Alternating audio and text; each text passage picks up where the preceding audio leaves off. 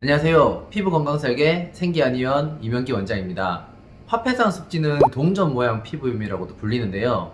시작은 자그마한 점 형태로 시작을 하지만 점점 더 커져서 동그란 동전 형태의 모양을 띠게 되는 습진인데요. 증상이 진행될수록 많이 가렵고 또 진물을 동반하기 때문에 생활적으로 불편함이 상당히 심한 질환입니다. 화폐상 습진은 어떻게 진행되나요? 화폐상 습진은 직접 겪어보시면 상당히 괴로운 질환입니다. 원인은 가려움과 진물인데요. 특히 밤에 가려움과 진물이 심해지기 때문에 환자분들은 대부분 잠을 자기가 어렵습니다. 또 진물이 계속 나면서 피부가 찜찜하고 옷이나 침구류를 쉽게 더럽히기 때문에 도대체 어떻게 해야 될지 모르겠다고 호소하시는 환자분들이 많습니다.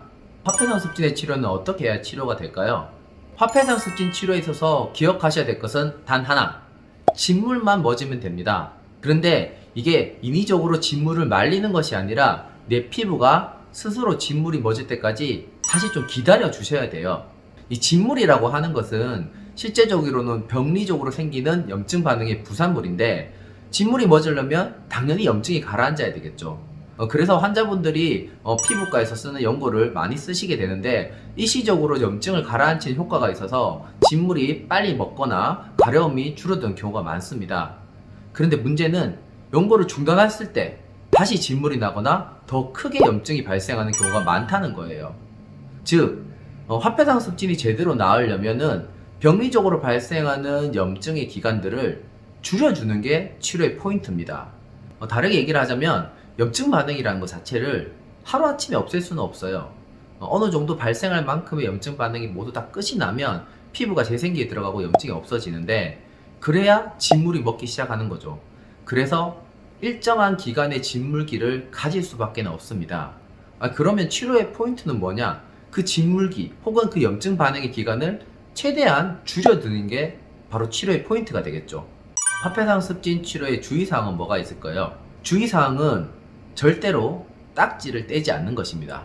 염증 반응이 줄어들고 진물이 가라앉기 시작을 하면서 딱지가 생기는데요. 이 피부 딱지는 피부 보호막 역할을 하고 피부 아래층에서 정상적인 피부가 잘 재생될 수 있도록 도와주는 역할을 하기 때문에 딱지를 떼게 되면 다시 진물이 발생하는 경우가 흔합니다. 그래서 딱지가 앉기 시작하면 절대로 딱지를 떼지 마시고 정상적인 피부가 딱지를 밀어내서 자연적으로 탈락할 때까지 기다려 주시는 것이 중요합니다. 정리하자면 진물은 발생한다. 진물이 멎을 때까지는 기다려 줘야 한다. 딱지가 앉으면 떼지 않고 참으셔야 한다.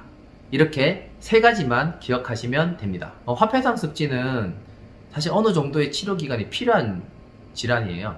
그래서 빠르게 치료하고 싶은 마음은 누구나 갖겠지만 어느 정도의 병리적인 염증 반응이 끝날 때까지 기다리시고 딱지가 앉고 진물이 줄어드는 것을 기다려만 주시면 깨끗하게 재생되는 새 피부를 확인하실 수 있을 것입니다.